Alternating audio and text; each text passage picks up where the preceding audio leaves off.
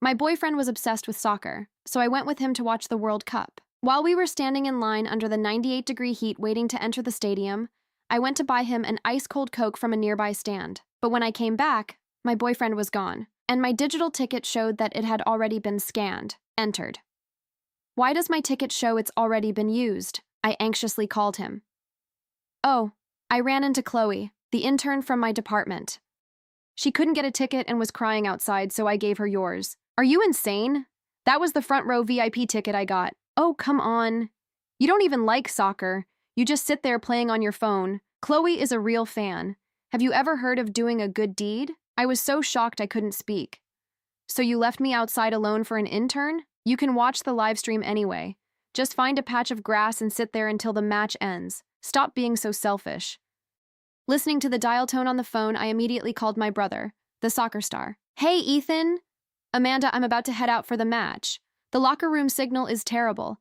After the game, I'll take you to the celebration party. From the other end of the line, I could hear the coach yelling for them to head onto the field. Before I could finish speaking, the call ended abruptly. I stood there frozen, holding my phone in my hand. I was still carrying the 2 bottles of ice-cold Coke I had just bought. Drops of water slid down the bottles and dripped onto my shoes. Above me, the brutal 98-degree heat was baking the asphalt so intensely it almost looked like it was melting. Ma'am, if you don't have a ticket, stop blocking the entry lane. Go wait over there in the plaza. A security guard walked over and impatiently waved me away. I could only carry the Cokes and move to the edge of the plaza, where there wasn't a single patch of shade. Sweat ran down my forehead and into my eyes, making them sting. I pulled out my phone, wanting to ask Jason exactly how long he expected me to wait. The second I opened Instagram, the first post was one Jason had just uploaded. The photo was of the soccer field from a front row VIP angle. On the right side of the picture, there was clearly a slim girl's wrist. And on that wrist was the Cartier bracelet I had spent $20,000 on for Jason last month. The caption said, "Watching the match with someone who actually understands it. This is what the World Cup is all about." I was shaking with anger and immediately called Jason. It rang for a long time before he finally answered. What now? Are you ever going to stop? Jason's voice was filled with extreme impatience. In the background, deafening cheers exploded. It sounded like someone had scored a goal. What about the Instagram post? You gave my ticket to someone else and now you're letting her wear my bracelet, I asked through clenched teeth. Jason scoffed on the other side. Amanda, why are you so materialistic? Chloe didn't wear any accessories today. I thought the bracelet matched her outfit, so what's wrong with letting her borrow it? You can't even tell Cristiano from Neymar, and you think you understand soccer. I took a deep breath, trying to keep my voice from shaking. I don't understand soccer, but I understand basic manners. That was my ticket. What gave you the right to make that decision without my permission? Do you know how hot it is outside? You're making me stand here for hours. Jason's tone became even more self-righteous. I already told you Chloe is an intern and her monthly salary is only $3,000. She can't even afford official merchandise. You carry handbags worth tens of thousands. So what's wrong with letting her have the ticket? You always act so superior at the office, and now you're getting picky over one ticket. Are you jealous because Chloe understands soccer better than you? I could barely believe what I was hearing. He was being generous with someone else's belongings and still somehow making himself sound noble. At that exact moment, a sweet feminine voice came from his side of the phone. Jason, you're really upset. Maybe I should leave instead. I really want to watch Ethan play, but I don't want to hurt your relationship. Chloe's voice sounded unbelievably innocent. Jason immediately lowered his voice to comfort her. Don't listen to her. She's just being dramatic. Stay here. Nobody's kicking you out today. Then he returned to the phone and suddenly raised his voice. Amanda, I'm warning you. Don't embarrass me out there acting crazy. It wasn't easy for Chloe to come here. If you dare come inside and make a scene today, we're done. I tightened my grip around the Coke bottle in my hand until my knuckles turned white. Fine. I won't come in, Jason. Take your stuff and get out of here. Right now. Jason let out a cold laugh. Leave? This is Ethan's home game and you want me to leave? There's seriously something wrong with your brain. Even if you got on your knees and begged me right now, I wouldn't leave. I felt like a massive stone was crushing my chest, making it hard to breathe. Jason, if you don't leave, don't contact me again after this. The other side went silent for 2 seconds. Then Jason laughed mockingly. Fine, Amanda. Stop threatening me with a breakup. If you dare walk away today, don't come begging me to take you back later. Chloe, let's move closer to the front. Ignore this crazy woman. Before I could say another word, the dial tone returned. I stood there under the blazing sun, looking at the bustling crowd around me, and suddenly, everything felt absurd. After 3 years together, I had thought he was just a little hot-tempered, I never imagined that in front of another woman, he could humiliate me until I meant absolutely nothing. The security guard approached again and tapped the railing beside me with his baton. Hey, I'm talking to you. Don't stand here blocking the way. I took 2 steps backward, and suddenly my vision went dark. As the world spun around me, I heard nearby people shouting in alarm. When I opened my eyes again, I smelled the strong scent of disinfectant. A nurse was checking my blood pressure. You're awake. You had mild heat stroke. A kind passerby brought you to the medical tent. The nurse put away the blood pressure monitor. I leaned against the canvas cot and felt my stomach twisting violently. Thank you. How long have I been lying here? I asked weakly. The nurse glanced at her watch. Almost an hour. Hurry and contact a friend or family member to pick you up. It's way too hot outside. I reached into my pocket and found my phone. There were no missed calls on the screen. Only one text message from Jason, sent 10 minutes earlier. Go buy Chloe an official duffel bag. She couldn't get one. You're just wandering around outside anyway. Looking at that single line of text, I became so angry I laughed out loud. I had passed out from heat stroke outside the stadium. And not only did he not care where I had gone, he was ordering me to buy merchandise for his precious little girl. I immediately called Jason on FaceTime. It rang until the very last second before he finally answered slowly. You got the bag? Don't buy the wrong color. Chloe likes black. I spoke coldly. Jason, I have heat stroke. I'm in the medical tent right now. The other side paused briefly. Then Jason's impatient voice came through. Amanda, why do you keep pretending to be fragile? You're deliberately trying to get attention because you saw Chloe having fun inside. I closed my eyes and fought the urge to smash my phone. I'm not pretending. I'm dizzy, nauseous, and I can barely stand. Jason clicked his tongue. Oh, enough already. Stop this pathetic act. Someone stepped on Chloe's ankle and now it's swollen. I need to get an ice pack for her. Since you're already in the medical tent, grab an ice pack and bring it over to the ticket gate. I seriously wondered if there was something wrong with my hearing. You want someone who passed out from heat stroke to bring an ice pack to you and your mistress? Jason exploded instantly. Watch your mouth. What mistress? Chloe is an innocent girl. We're just pure friends. Why is your mind so filthy? When your own heart is dirty, everything you see looks dirty. At that exact moment, Chloe's teary voice came from beside him. Jason, don't yell at Amanda. It's all my fault.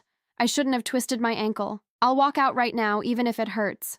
I won't cause Amanda any trouble. Jason immediately comforted her, obvious pain in his voice. Why would you walk? Your foot is swollen like this. The one who should leave is a cold-blooded animal like her who has no sympathy. I didn't want to listen to this disgusting pair act any longer, so I hung up immediately. Outside the medical tent, the sky was gradually growing darker. From the distant stadium, deafening cheers erupted again, probably because star striker Ethan had scored once more. The crowd began pouring like a tidal wave toward the exits. Dragging my weak body forward, I slowly walked toward the VIP exit passage. Not long after standing there, I saw Jason walk out carrying Chloe on his back. Chloe was still holding an official black duffel bag, which Jason had obviously just bought for her. She was lying against his back, smiling happily. The two of them pressed closely together. Jason, this bag is so pretty. Thank you for buying it for me. Chloe's voice was sweet. Why are you being polite with me? Jason's tone was indulgent. I took a deep breath, walked forward, and blocked his path. The second Jason saw me, the smile vanished from his face, and he frowned hard. Chloe's foot hurts so much she can't walk right now. I need to call a taxi and take her back downtown. I don't have time to argue with you here. I let out a cold laugh. You're taking her home. What about me? My car keys are still in your bag. Do you expect me to fly back? I had driven him here today.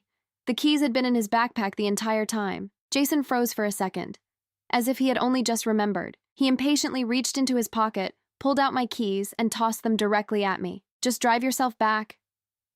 What's the big deal? After the heat stroke, my hands and feet were weak. I didn't catch them at all. The car keys arced through the air and landed deep in the grass beside us. I have heat stroke. I can't drive. I looked at him calmly. Jason scoffed, disbelief all over his face. Still acting. You sounded pretty energetic when you were demanding money earlier. Chloe, let's go. Ignore this crazy woman. He raised his hand and flagged down a black unlicensed car parked by the roadside, then carefully helped Chloe into the back seat. Chloe leaned out the car window and winked at me. Amanda, if you really can't drive, I can lend you my bus card. The black car sped away. Exhaust fumes sprayed directly at me. The sky had turned completely dark, and right then, a group of drunk men staggered toward me. Two shirtless men reeking of alcohol looked me up and down without restraint. "Hey girl, all alone? No ride home?" "We can give you one." My heart tightened instantly and I immediately stepped back. "No thanks. My friend is coming soon." I forced myself to stay calm. The man with tattooed sleeves reached out and grabbed my arm. "Why act innocent, bitch? Anyone hanging around here this late at night is looking for fun. Come on, have a few drinks with us." I yanked my arm free and turned to run toward the nearest streetlights. While running, I called Jason with trembling hands. "Sorry. The number you have dialed is currently powered off." The merciless automated female voice completely shattered my last bit of hope. I hid in the narrow space between two buses, my whole body shaking uncontrollably. The footsteps of those men were getting closer and closer. Where'd she run off to? That bitch is pretty fast. I was at the peak of desperation. I covered my mouth with one hand, not daring to make a single sound. Then, at the critical moment, a black van slowly approached. Its blinding headlights sliced through the darkness and shined directly onto the faces of those thugs. The vehicle stopped firmly beside the buses. The side door slid open with a loud hiss. A tall man wearing a baseball cap and a black mask stepped out silently. Without saying a word, he grabbed the tattooed man by the collar and threw him aside like tossing a baby chicken. "Get lost." The thugs were about to charge forward, but when they saw several massive bodyguards dressed in black stepping out of the back of the van, half their drunkenness disappeared from pure fear. They immediately ran away. The man turned around, then removed his mask. Under the car lights, I saw the same face that had just been cheered by tens of thousands inside the soccer stadium. It was my biological brother, Ethan. "Amanda, how did you end up like this?" The moment Ethan saw my pale face and scraped knee, pure fury ignited in his eyes. I threw myself into my brother's arms, and the tears I had been holding back all day finally burst out as I told him everything that had happened today. After getting into the van, one of Ethan's bodyguards handed me a warm towel and a bottle of warm water. Ethan's phone suddenly vibrated. He opened it, looked at the screen, and let out a cold laugh. "This idiot actually dares to send me a direct message." Ethan tossed the phone directly onto my lap. On the screen was a private message Jason had sent to Ethan's official social media account. "Ethan, I've been your fan for 10 years. Congratulations to your team for winning the championship. Today I brought the girl I love most to watch your game from the front row VIP section. She even twisted her ankle cheering for you. I hope we can have your blessing." Ethan's expression turned sharp. His fists clenched so tightly his knuckles cracked. "He left you alone in a dark, deserted place just to bring another woman to watch my game?" I wiped away my tears. I stared at the private message, and slowly the pain in my chest was replaced by anger. "Ethan, your team's celebration party next week. It's at the Hyatt Club, right?" I lifted my head. My eyes had become completely firm. Ethan leaned back against his seat and looked at me. "Yeah." "What are you planning to do?" I want him to understand that using me to show off comes with a price. I leaned against the luxurious leather seat inside Ethan's van. The cold air conditioning slowly pushed away the lingering nausea from the brutal heat. The warm towel his bodyguard had given me felt like a lifeline, but the fire burning inside my chest was nowhere close to going out. I looked down at the phone resting on my lap. Jason's private message to my brother's official account stared back at me, a masterpiece of shameless audacity. "Ethan, I've been your fan for 10 years. Congratulations to your team for winning the championship. Today, I brought the girl I love most to watch your game from the front row VIP section. She even twisted her ankle cheering for you. I hope we can have your blessing."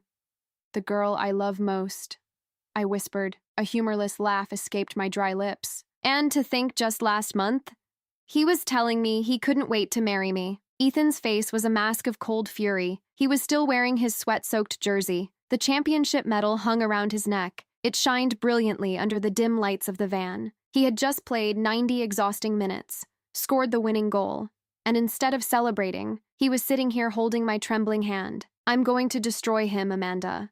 Ethan's voice dropped into a dangerous whisper. "I don't care about public image. I'll post his message, tag him, and show the world what pathetic trash he is." "No." I said it suddenly. My voice had stabilized. I wiped the last traces of tears from my face and stared at the bright phone screen. "That's too fast, Ethan. A public social media call-out will hurt him quickly, but he'll play the victim. He'll say you abused your power as a celebrity. I want him to climb as high as possible first. I want him to feel like he finally touched the sky, and then I want to remove the ladder beneath him." Ethan stared at me, Then a slow, dark smile spread across his face. The team celebration party is next Friday, at the Hyatt Club. It's invitation only. The media will be there. Major sponsors, club executives, high society. Perfect. I said it calmly. My mind was already spinning with cold precision. Reply to him. What do you want me to say? Ethan pulled out his personal phone and logged into the admin panel for his official account. Tell him you're deeply moved by his loyalty, I said, my voice dripping ice. Tell him because of his dedication. And because his girlfriend hurt her ankle cheering for you, you want to personally invite them to the exclusive championship celebration at the Hyatt Club. Tell him you're preparing an autographed jersey, and that you'll personally give them your blessing on stage. Ethan chuckled softly. There was absolutely no warmth in it. He quickly typed the response. Done. Let's see how long it takes for him to bite. It took exactly 3 seconds. My phone, which had been completely ignored by Jason while I was collapsing from heat stroke, suddenly vibrated in my hand. It wasn't a call checking if I was alive. It was an Instagram notification. Jason had already screenshot Ethan's reply and posted it to his story. The caption read, "When you're a real fan, the universe notices. Thanks, brother, for the personal invitation to the Hyatt Club. Chloe and I will see you there." I stared at the screen.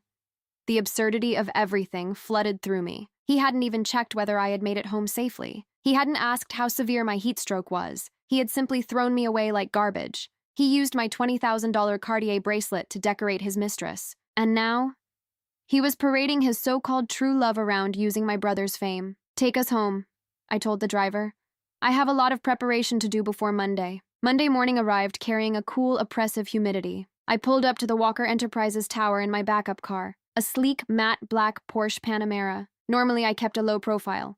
I parked in the regular employee lot and drove a modest sedan to avoid attention. But today, I parked directly in the executive VIP section. At the office, everyone simply knew me as Amanda Walker. I had taken my mother's maiden name when I entered the corporate world. My family owned Walker Enterprises, a massive multinational conglomerate, and my father had insisted that both Ethan and I start from the bottom, to learn the realities of our industries firsthand. Ethan had gone into sports, while I quietly joined the marketing department of one of our own subsidiaries. Jason was a project manager in the same department. He had always assumed I was just a middle-class girl who got lucky landing a decent job. He constantly complained about how superior I acted, mostly because I refused to let him control my finances, and because occasionally I wore designer items my mother bought for me. As I walked through the department's glass doors, the office was unusually loud.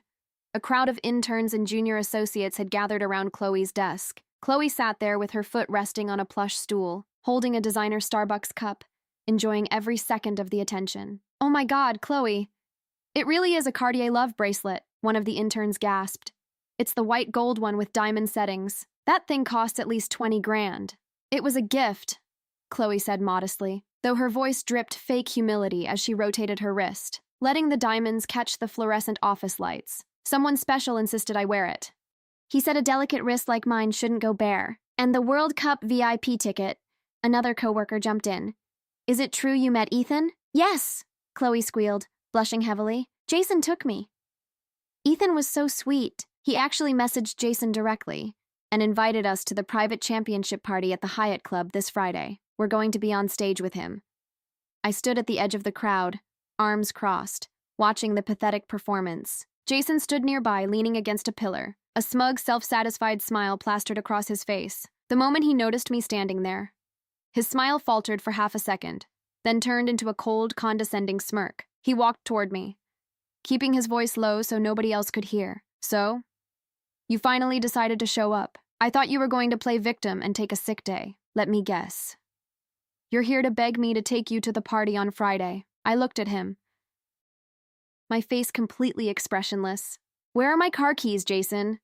Jason scoffed and rolled his eyes. "Are you seriously still whining about that? I threw them at you. If you were too weak to catch them, that's your problem. Go look for them in the grass. Or better yet, take the bus. Didn't Chloe offer you her bus card? And the bracelet?" I asked, nodding toward Chloe's wrist. Jason's face hardened. "I already told you. Chloe's outfit needed an accessory. She's an intern, Amanda. She doesn't have the luxury of buying expensive things just to show off like you do. Why are you so materialistic? It's just a bracelet. Let her borrow it for a few days. That bracelet cost $20,000, Jason. I bought it with my own money, I said quietly, dangerously quietly. I never gave her permission to wear it, and right now she's walking around the office pretending it was a gift. So what? Jason hissed. He stepped closer, trying to intimidate me. What exactly are you going to do about it? Cry to management?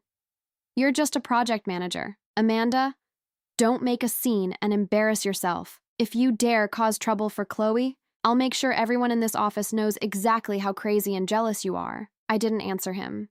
Instead, I pulled out my phone, unlocked it, and dialed a 3-digit number. Jason frowned. What are you doing? Calling the police. I answered calmly. Jason burst out laughing. A harsh, mocking sound. The police? You're insane. Over a bracelet? Over a $20,000 piece of jewelry that was taken from me without consent? I said into the phone as the line connected. Yes, hello. I'd like to report felony theft at Walker Enterprises, Marketing Department. 14th floor. The suspect is currently wearing the stolen item. The laughter disappeared instantly from Jason's face. Amanda!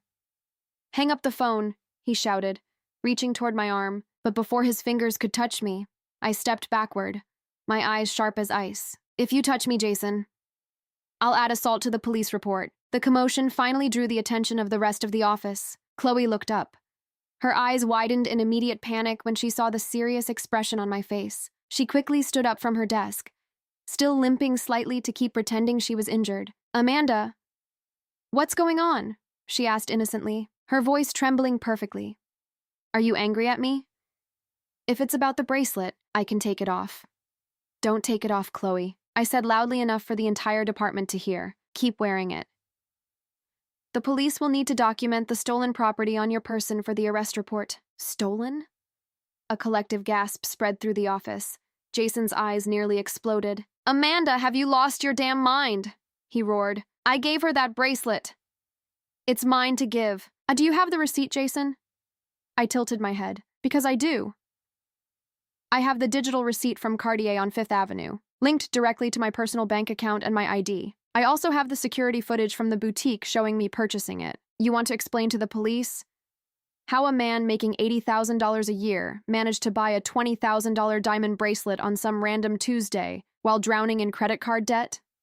Jason choked on his own words. His face shifted instantly, from anger to pure terror, because he knew I was right. He had never been able to afford anything remotely close to that price. 10 minutes later, 2 uniformed police officers walked through the glass office doors. The entire department fell completely silent. Who reported felony theft? The older officer asked. I did. I stepped forward, handing over my phone displaying the digital receipt and identification. My name is Amanda Walker.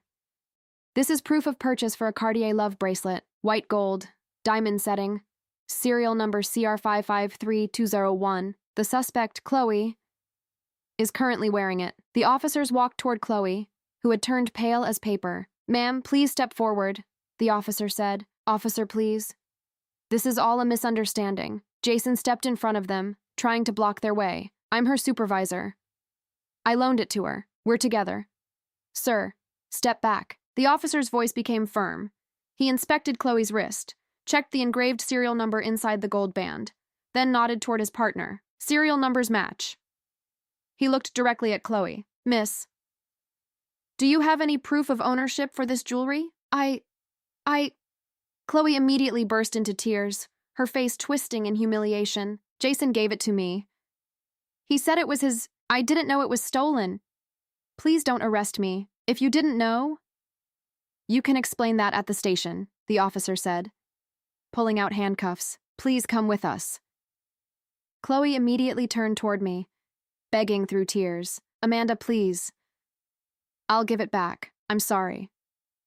Please don't do this. My internship, my career will be ruined. I stared at her completely expressionless. You didn't care about my health. When you left me standing outside in 98-degree heat, you didn't care about my relationship. When you wore my bracelet and flaunted it around. So why exactly should I care about your career? As the police led Chloe away in handcuffs, sobbing uncontrollably, the entire department stared at Jason and me in stunned silence. Jason slowly turned toward me, his eyes wide, filled with hatred and desperation. "Bitch," he whispered, his voice shaking violently. "You completely ruined her. She's just an innocent girl. Are you happy now? Did your little jealousy finally get satisfied?" "This isn't jealousy, Jason," I answered softly. "This is only the beginning of the bill." Jason completely lost control. "We're done, Amanda," he screamed, no longer caring that every employee was watching. "Don't ever contact me again. Friday, I'm going to the Hyatt Club. I'm going to stand on stage with Ethan, the world champion, while you sit alone rotting in your pathetic little apartment. You are nothing to me." I smiled politely, a very small smile, one that made his anger grow even worse. "See you Friday, Jason." The rest of the week passed in a blur of frantic preparation. Jason spent his days desperately trying to secure bail for Chloe, and hiring the cheapest lawyer he could find. He burned through all his savings getting her released while awaiting trial, leaving himself nearly broke. But despite his financial disaster, he refused to cancel Friday night. For him, the Hyatt Club party was his golden ticket. He genuinely believed that if he could impress Ethan, he might land a sponsorship deal, or a lucrative sports marketing role, finally escaping his boring corporate life. He even rented an expensive designer tuxedo on credit, determined to look like he belonged among high society. Then, Friday night arrived. The Hyatt Club was a masterpiece of luxury, located on the upper floors of a towering skyscraper, overlooking the glittering city skyline. The entrance was surrounded by velvet ropes, flashing cameras, and what looked like an entire army of security guards wearing sleek black suits. Ethan's PR team had arranged for Jason and Chloe's names to be placed on a special VIP guest list. Because of that, they skipped the brutal security lines and were escorted directly into the grand ballroom. I arrived shortly after. Accompanied by Ethan, I was wearing a breathtaking custom-made emerald silk gown designed by a renowned French designer. Around my neck, a matching diamond necklace from my family's private collection. My hair was styled in an elegant updo, my makeup flawless. Not a single trace remained of the exhausted, heat-stricken girl from 1 week earlier. While waiting in the private lounge, I watched Jason and Chloe through a one-way glass window overlooking the ballroom. Chloe wore a cheap, flashy pink dress, probably bought from some fast fashion website, her ankle heavily wrapped in bright white bandages, clearly trying to draw attention to her injury. She clung tightly to Jason's arm, her eyes wide with greed as she looked around the room. Jason held a champagne glass, chest puffed out proudly, trying to strike conversations with wealthy sponsors. Most politely ignored him. Ethan placed a hand on my shoulder. "Ready?" he asked. I took a slow breath, then smiled. "More than ready. Let's give them the blessing they asked for." Ethan nodded toward his manager, who immediately signaled the event coordinator. A moment later, the booming voice of the master of ceremonies echoed through the ballroom's state-of-the-art sound system. "Ladies and gentlemen, esteemed sponsors and honored guests, please welcome the man of the hour, the World Cup Golden Boot winner, and our championship hero, Ethan Walker." The ballroom exploded in thunderous applause and deafening cheers. Camera flashes from the media lit up the entire room. Ethan stepped onto the elevated stage holding a microphone. I remained hidden in the shadows at the edge of the platform, just outside the immediate line of sight, but close enough to watch everything unfold. Ethan raised both hands, smiling warmly at the crowd as the applause slowly faded. "Thank you, everyone. This championship wasn't won only on the field. It was won because of the dedication of our incredible fans. And tonight, I'd like to call up a very special fan, someone who went viral this week because of unmatched loyalty." Across the crowd, Jason's eyes instantly lit up. He violently nudged Chloe beside him, his face turning red from manic excitement. "I received a deeply moving message from a fan," Ethan continued, "who claimed he brought the girl he loves most to the front row VIP section, and that she even injured herself while cheering for me." His voice remained perfectly calm, but I could hear the quiet sarcasm underneath. "Jason, please come up on stage." The spotlight swept across the ballroom, then landed directly on Jason and Chloe. The crowd parted politely, offering applause. Jason looked like a man who had just won the lottery. He practically marched toward the stage, dragging a limping Chloe behind him. He immediately reached out to shake Ethan's hand, his voice cracking with excitement. "Ethan, this is an absolute honor. An absolute honor." Jason practically gushed into the microphone Ethan was holding. "This is Chloe. She's my soulmate, my true love. We sacrificed a lot for this game." "Sacrificed indeed," Ethan said, his smile suddenly becoming dangerously sharp. You sacrificed quite a lot, didn't you, Jason? Jason's smile faltered slightly. I'm sorry. I was deeply moved by your story, Ethan continued, turning back toward the audience. But as a professional athlete, I believe in fair play. And I also believe in giving credit where credit is due. So before giving you my blessing, I'd like to introduce the person who actually purchased and paid for those front row VIP tickets. The person who made it possible for you to be standing here tonight. Ethan turned slowly toward the dark edge of the stage, then spoke clearly. Amanda. Come out. I stepped forward, walking out of the darkness into the blinding glow of the spotlights. The emerald silk of my gown shimmered under the stage lights. The diamonds around my neck reflected the flashing cameras, sending brilliant sparks across the ballroom. I walked slowly, gracefully, a calm, composed smile resting on my face. Jason's eyes nearly bulged out of his skull. He froze completely, his mouth hanging open like a fish out of water. Chloe let out a sharp, strangled gasp, her hand immediately covering her mouth. Amanda, Jason stammered, his voice amplified through the microphone. What? How did you get in here? Security. This woman is stalking me. She snuck in. The ballroom went completely silent. The tension in the room became thick enough to cut with a knife. Ethan slowly turned toward Jason, and his entire expression changed. The warm public smile vanished. His voice dropped, cold, heavy, terrifying. She didn't sneak in, Jason. She is the guest of honor. And she is my biological sister. The revelation hit the room like a physical blow. A collective murmur swept through the wealthy sponsors and executives. Many of them immediately recognized the Walker family name. Their eyes instantly sharpened, first looking at me, then at the pale, sweating man standing on stage. Sister? Jason whispered, his knees visibly trembling. No, that's impossible. Her name is Amanda. She's just a project manager at the subsidiary. I stepped forward, taking a second microphone from one of the assistants. Amanda Walker, I corrected calmly. I used my mother's maiden name while working in the office, so I wouldn't receive special treatment. But my father is the majority shareholder of Walker Enterprises. I tilted my head slightly, looking directly into Jason's terrified eyes. The same company. That pays your salary, Jason. Every trace of color vanished from Jason's face. He looked seconds away from fainting. Chloe looked like she wanted the floor to split open and swallow her whole. She instinctively stepped backward, and suddenly, her injured ankle looked perfectly fine. No limp, no pain, nothing. She stood completely upright in pure panic. You wanted my blessing, Jason, Ethan said, stepping closer, his tall athletic frame completely overshadowing Jason. So let me give it to you. I bless you with the consequences of your own actions. Then Ethan slowly turned toward the cameras pointed directly at the stage and spoke loudly enough for every journalist in the room to hear. This man, Jason, took my sister's VIP ticket while she was buying him a drink under 98-degree heat. He scanned her ticket, left her outside to suffer heat stroke, and gave the ticket to his mistress, Chloe. Then he stole my sister's $20,000 Cartier bracelet and placed it on this woman's wrist, while leaving my sister collapsed outside the stadium. Gasps of horror spread through the ballroom. The cameras started flashing rapidly, capturing every second of Jason and Chloe's humiliation. No, that's not what happened. It was a misunderstanding, Jason shouted desperately, looking wildly around the room. Amanda, baby, please, tell them I love you.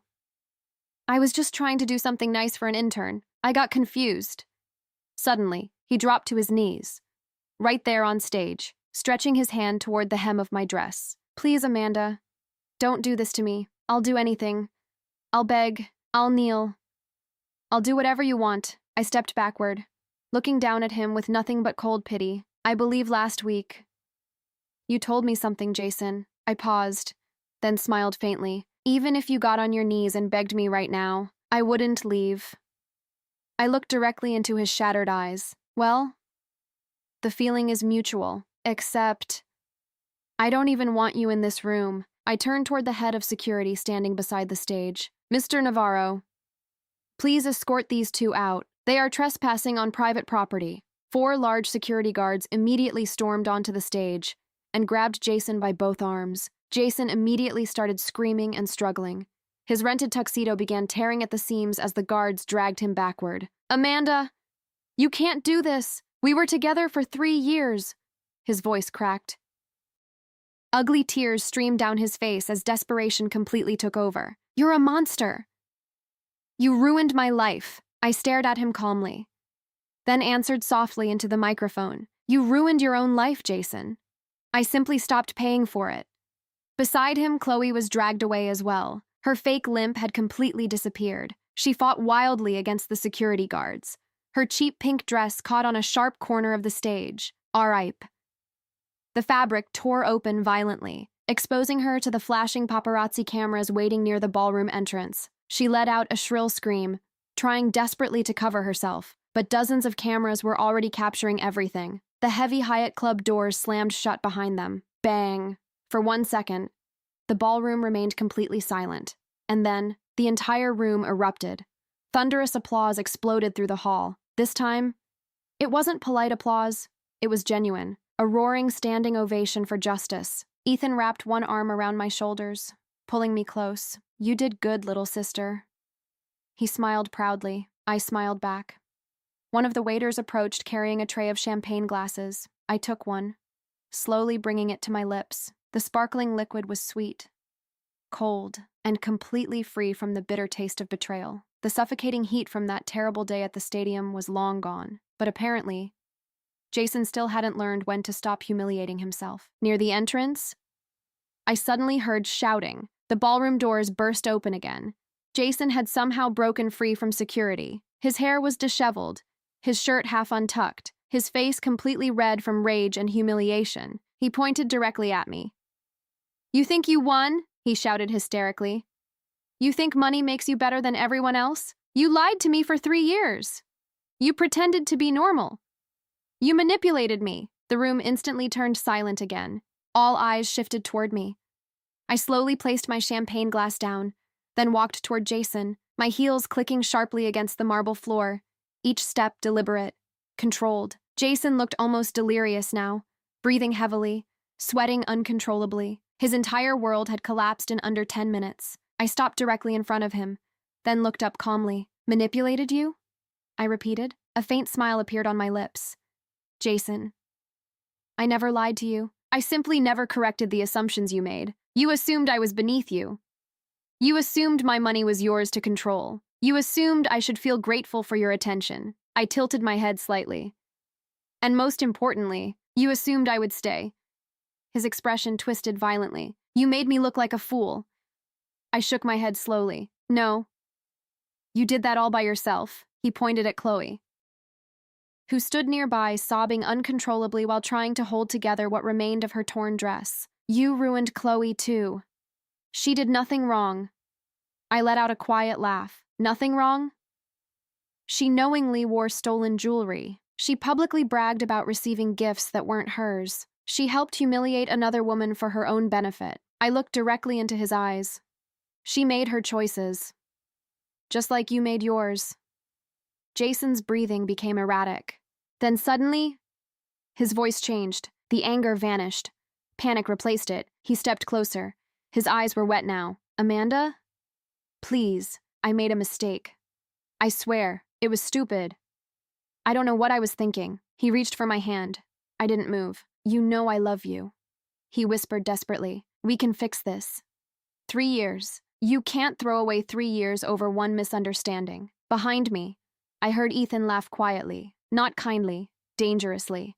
Jason ignored him, still staring only at me. His voice became weaker. I'll quit my job. I'll disappear. I'll apologize. I'll buy you another bracelet. I'll do anything. Please, don't leave me. I stared at him silently for several long seconds, then finally answered, very quietly. You know what's funny, Jason? He looked up, hope instantly appearing in his eyes. I smiled. The moment I was hiding between those buses, surrounded by drunk men, terrified, shaking, I called you. I stepped even closer, so only he could hear the next words. And your phone was turned off. His face froze. I leaned back slightly, looking at him with complete indifference. That was the exact moment our relationship ended. His lips trembled. No, Amanda, please? I stepped away and turned toward security again. Take them out. This time, permanently. The guards moved immediately. Jason screamed, begged, cried, but nobody in the ballroom cared anymore. He was dragged across the polished floor, Chloe stumbling beside him, both disappearing beyond the heavy golden doors. And this time, they did not come back. Silence filled the room for several seconds. Then Ethan walked beside me again, crossing his arms. You know, he said casually, Dad already called the board. I raised an eyebrow. Oh? Ethan smirked. Jason was officially terminated 30 minutes ago. I laughed softly. And Chloe? Her internship contract was permanently revoked. I picked up my champagne glass again, slowly taking another sip. Outside the floor-to-ceiling windows, the city lights stretched endlessly into the night. Beautiful, peaceful, untouchable. Ethan looked at me. So, how do you feel?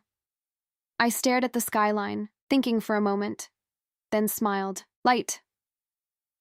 For the first time in a long time, I feel light. The betrayal, the humiliation, the anger, the pain.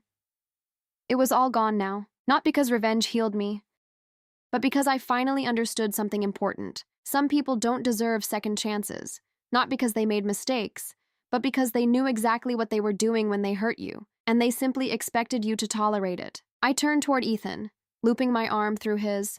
Come on, the night's still young. Ethan grinned. That's my sister. Together, we walked deeper into the dazzling ballroom, leaving the past exactly where it belonged, far behind us. And for the first time in a very long time, I could finally breathe.